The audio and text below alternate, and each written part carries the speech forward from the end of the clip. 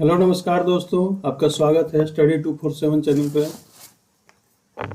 हम लोगों ने 100 तक देखा था। पॉलिटी का जो सीरीज चल रहा है क्वेश्चन का, उसमें हम लोगों ने 100 तक देखा था। आज 101 से शुरू करते हैं। चलिए, तो पहला क्वेश्चन है, मई 2015 तक संविधान में संशोधनों की कुल संख्या क्या थी? तो 2015 तक संविधान में संशोधनों की कुल संख्या थी 100। हालांकि अब ज़्यादा हो गए हैं, 106 तक के संशोधन हो चुके हैं और 101वां तो सबसे ज़्यादा फेमस है, वो था जीएसटी। नेक्स्ट, संविधान के 96वें संशोधन का उद्देश्य क्या है? इसका उद्देश्य उड़िया के स्थान पर उड़िया शब्द का प्रयोग। बी है राष्ट्रीय न्यायिक नियुक्ति आयोग का गठन। सी है लोकसभा एवं विधानसभा में अनुसूचित जाति और अनुसूचित जनजाति के आरक्षित सीटों की संख्या में विस्तार।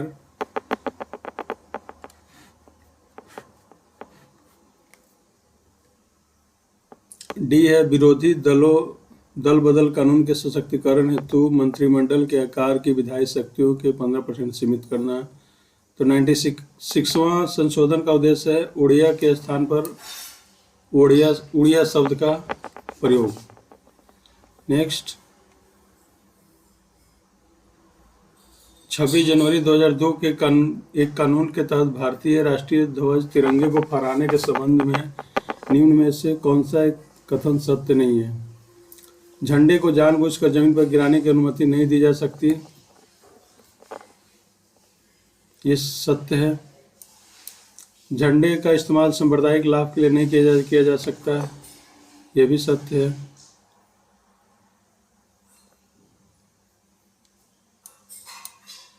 तिरंगे का प्रयोग तोरण या झालर ध्वज पट की तरह नहीं किया जा सकता, यह भी सत्य है। गैर सरकारी नागरिकों को अपने परिसर में ध्वज फहराने का कोई अधिकार नहीं है, ये इसका आंसर गलत है, क्योंकि कोई भी नागरिक अपने परिसर में ध्वज फहरा सकता है। तो क्वेश्चन पूछा था कि कौन सा कथन सत्य नहीं है, तो ये होगा आंसर डी। नेक्स्ट, भारतीय संविधान में किए गए कुल संशोधनों की संख्या क्या है? तो भारतीय संविधान में जिस समय क्वेश्चन पूछा गया था उस समय तक संख्या 2014 तक संख्या थी 100। अब तो 106 से ज़्यादा हो चुके हैं। नेक्स्ट, संविधान का 99वां संशोधन किसके बारे में है? भारत में जीएसटी शुरू करना, ये 101वां है। राष्ट्रीय न्यायिक नियुक्ति आयोग का स्थापना करना। हैदराबाद कर्नाटक क्षेत्र के विकास के लिए कदम उठाने के लिए कर्नाटक के राज्यपाल को सशक्त बनाना। बांग्लादेश और भारत के बीच भूमि समझौता करना।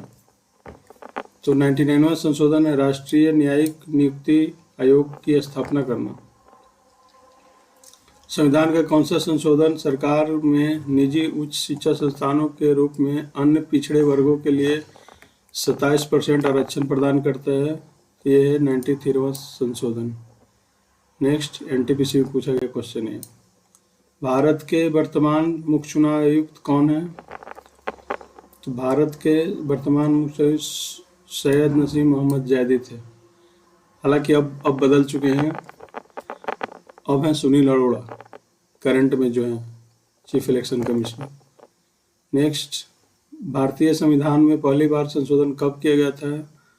तो ये पहली बार संशोधन किया गया था 1951 में। इसमें लैंड एक्विजिशन बिल लाया गया था। नेक्स्ट, भारतीय प्रजातांत्रिक प्रणाली के अंतर्गत निम्न में से कौन सा कथन मताधिकार के संबंध में गलत है? 18 वर्ष से ऊपर आयु का कोई भी नागरिक मत दे सकता है, ये तो सही है। मानसिक रूप से विक्षिप्त व्यक्ति को वोट देने का अधिकार है, ये गलत है। केवल मतदाता सूची में अधिसूचित व्यक्ति को मत देने का अधिकार रखते हैं, ये सही है। मताधिकार के संबंध में कोई संबंधी भेदभाव नहीं बरतता, ये भी सही। इसने पूछा था कि गलत कौन सा है, इसका आंसर बी हो जाएगा। नेक्स्ट, भारतीय निर्वाचन आयोग निम्नलिखित में से किस एक चुनाव प्रक्रिया के प्रशासन के लिए जिम्मेवार नहीं है? लोकसभा के लिए जिम्मेवार है। राज्य विधानसभा के लिए भी जिम्मेवार है। राष्ट्रपति उपराष्ट्रपति के लिए जिम्मेवार है। पंचायत चुनाव के लिए जिम्मेवार नहीं है। तो इसका आंसर होगा डी। निर्वाचन आयोग, भारत का निर्वाचन आयोग जो है पंचायत चुनाव के लिए जिम्मेवार नहीं है। यूपीएसएससी पूछा गया क्वेश्चन। नेक्स्ट, स्वतंत्र भारत का प्रथम चुनाव कब संपन्न हुआ था? 1950 में, 1951, 52 में, 1947, 48 में, 1953 में। तो स्वतंत्र भारत का प्रथम आम चुनाव संपन्न हुआ था 1951, 52 में। नेक्स्ट, भारत के मुख्य निर्वाचन आयुक्त को उनके पद से कौन हटा सकता है? संसद के दोनों सदन, केंद्रीय मंत्रिपरिषद, भारत के राष्ट्रपति, भारत के मुख्य न्यायाधीश। तो भारत के मुख्य निर्वाचन आयुक्त उनके पद से हटा सकता है संसद के दोनों सदन महाभियोग ला करके। जिस तरीके से सुप्रीम कोर्ट के न्यायाधीश, सुप्रीम कोर्ट के मुख्य न्यायाधीश को हटाया जा सकता है, राष्ट्रपति को हटाया जाता है, उपराष्ट्रपति को हटाया जाता है, उसी तरीके से निर्वाचन आयुक्त को भी संसद के दोनों सदनों द्वारा हटाया जाता है। नेक्स्ट, धार आयोग जेवीपी समिति के गठन का उद्देश्य क्या था? निर्वाचक बनाने के कार्यों के निपटाने के लिए देश को राज्यों और संघ शासित प्रदेशों में विभाजित करने की व्यवहार्यता देखना, भाषाई आधार पर आधारित राज्यों के पुनर्गठन की व्यवहार्यता देखना, प्रशासनिक सुविधा के आधार पर राज्यों के पुनर्गठन की व्यवहार्यता देखना। तो धार आयोग के गठन का उद्देश्य था भाषाई आधार पर आधारित राज्यों के पुनर्गठन की व्यवहार्यता देखना। नेक्स्ट, और एक क्वेश्चन और बनता है यहाँ से कि भाषाई आधार पर प्रथम गठित होने वाला राज्य कौन सा है? वो था आंध्र प्रदेश। भाषाई आधार पर गठित होने वाला प्रथम राज्य। नेक्स्ट, निम्नलिखित में सीईसी का अर्थ क्या है? Chief election controller, central election commission, chief election commissioner. CEC का अर्थ होता है चीफ इलेक्शन कमिश्नर। बीपीएससी में पूछा गया क्वेश्चन है। 1953 में पहला पिछड़ा आयोग के देश किसको नियुक्त किया गया था? तो किया गया था कालेकर को, काका कालेकर को। नेक्स्ट,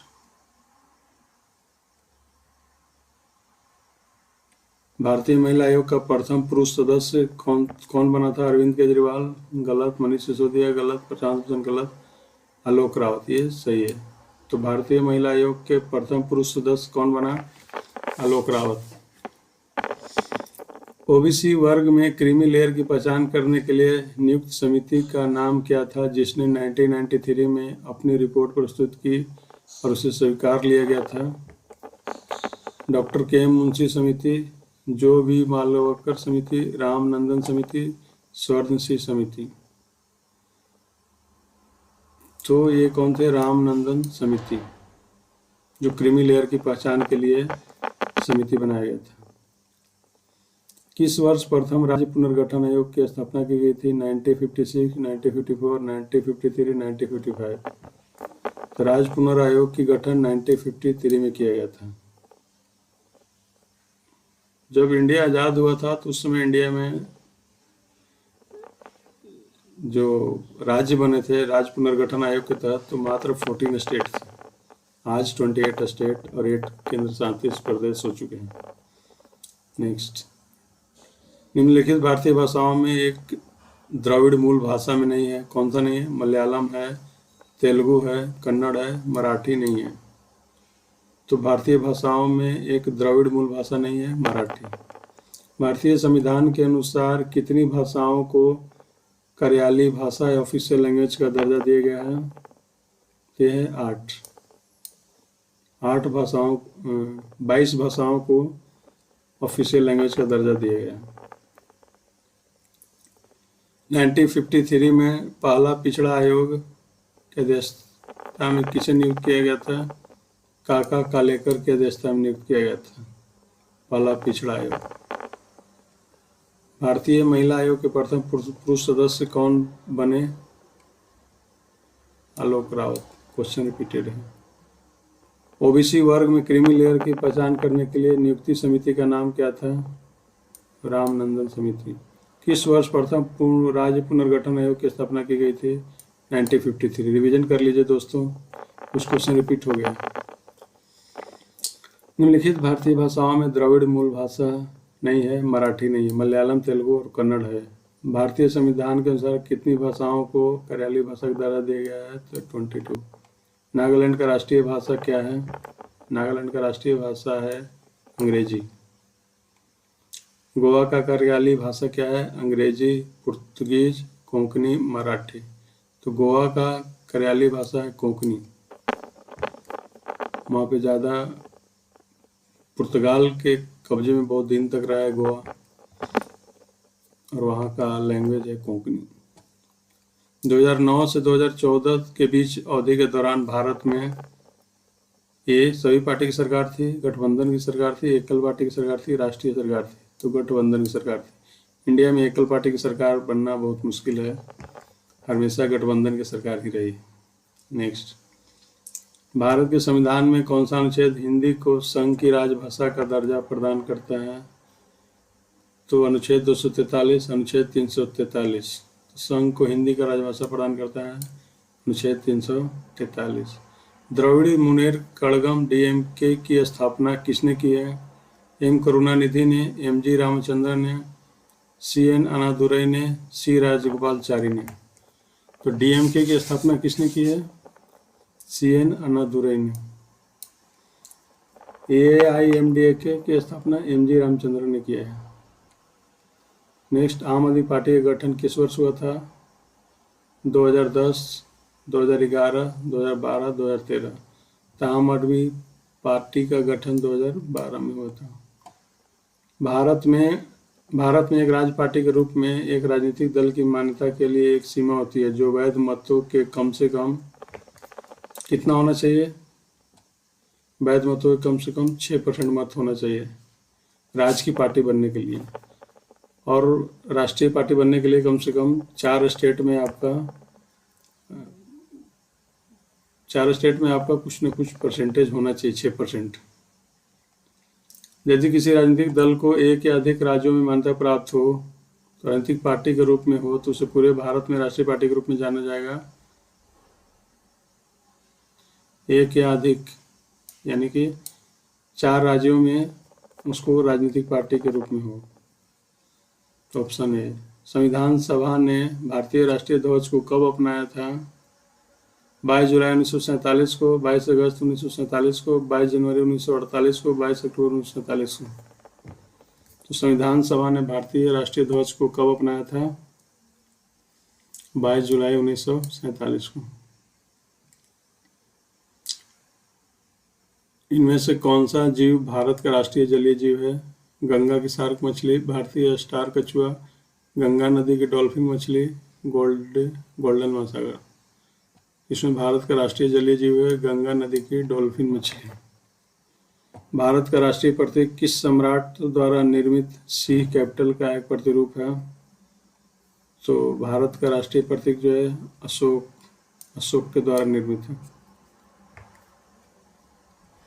नेक्स्ट, भारत का राष्ट्रीय प्रतीक भारत सरकार द्वारा कब अपनाया गया था? भारत का राष्ट्रीय प्रतीक भारत सरकार द्वारा कब अपनाया गया था? 15 अगस्त 1947, 14 अगस्त 1947, 26 जनवरी 1950 को अपनाया गया था।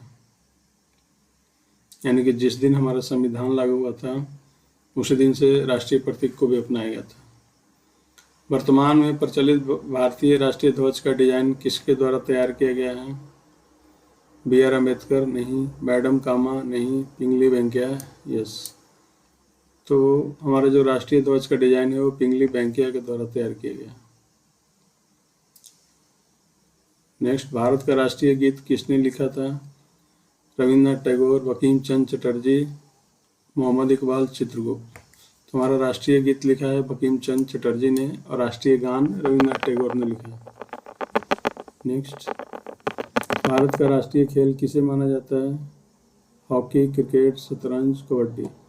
तो भारत का राष्ट्रीय खेल माना जाता है हॉकी को। हॉकी में इंडिया ने 8 बार लगातार वर्ल्ड कप जीता है। और इंडिया में फेमस ज़्यादा कौन सा गेम है? क्रिकेट। अधिकतर बच्चों को ये भी लगता है क्रिकेट हमारा राष्ट्रीय खेल है, पर एक गलत है, हॉकी है हमारा राष्ट्रीय खेल। नेक्स्ट, भारतीय ध्वज संहिता 2002 क्या है? कार्यकारी निर्देशों का एक संकलन है, प्रकृति में संवैधानिक है, आम जनता के लिए नहीं है, भारत के राष्ट्रपति राज्यपालों के उपयोग के लिए है। तो भारतीय ध्वज संहिता 2002 क्या है? कार्यकारी निर्देशों का एक संकलन है। भारतीय ध्वज संहिता 2002 क्या है? भारतीय ध्वज संहिता 2002 क्या है? कार्यकारी निर्देशों का एक संकलन है। नेक्स्ट, भारत का राष्ट्रीय गान के रचयिता कौन है? तो रविन्द्रनाथ टैगोर है। ग्रुप डी में पूछा गया क्वेश्चन है। संस्कृत शब्द सत्यमेव जयते लिया गया है, कहाँ से लिया गया है? मुंडकोपनिषद से। भारत का राष्ट्रीय आदर्श वाक्य क्या है? सत्यमेव जयते, सत्य की जीत होती है। संविधान के अनुसार तिरंगे की लंबाई और चौड़ाई के बीच का अनुपात कितना होना चाहिए? तो ये होना चाहिए 3:2।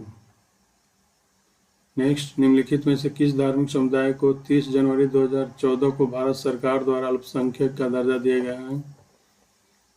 तो ये दिया गया है सिख को, बौद्ध को, जैन को, पारसी को। तो जैन को दिया गया, जैन को दिया गया 2014 में।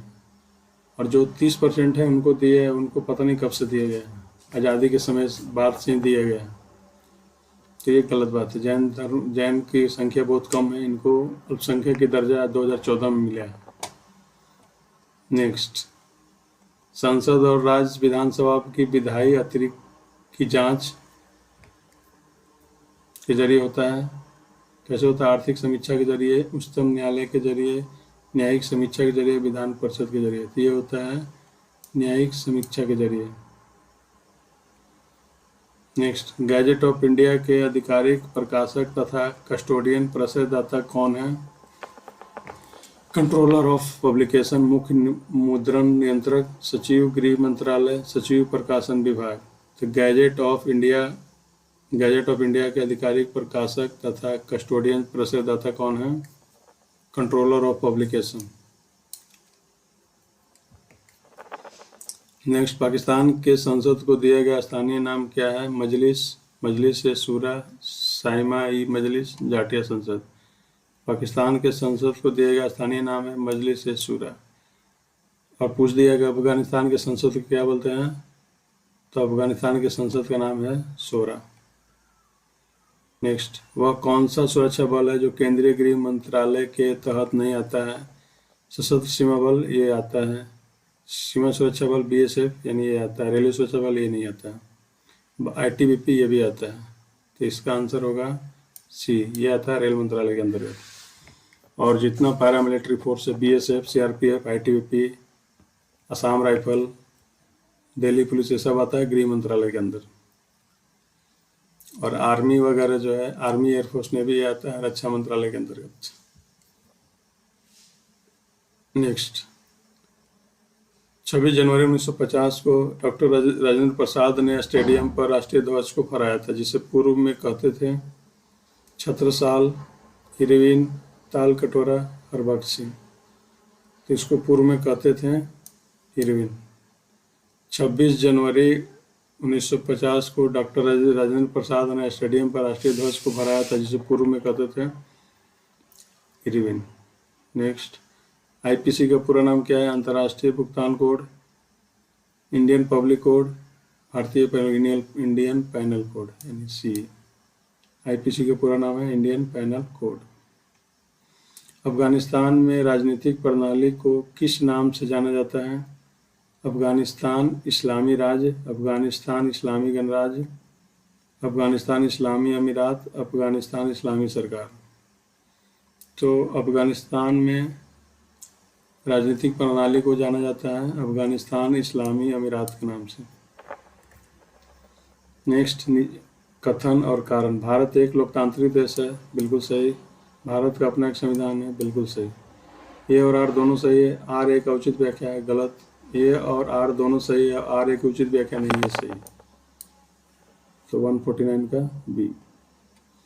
स्वतंत्रता के समय भारत में कितने राजवाड़े थे? तो स्वतंत्रता के समय भारत में 565 राजवाड़े थे, जिनको सरदार पटेल ने एक किया था, इसलिए उनको लौह पुरुष की संज्ञा दी गई थी। तो 150 का आंसर होगा C। तो ठीक है दोस्तों, आज हम लोगों ने फिर 50 क्वेश्चन देखा, तो हमारे पॉलिटी के 150 क्वेश्चन कंप्लीट हो चुके हैं। बाकी नेक्स्ट क्लास में देखेंगे नेक्स्ट 50 क्वेश्चन। चलिए, तो थैंक यू दोस्त, धन्यवाद।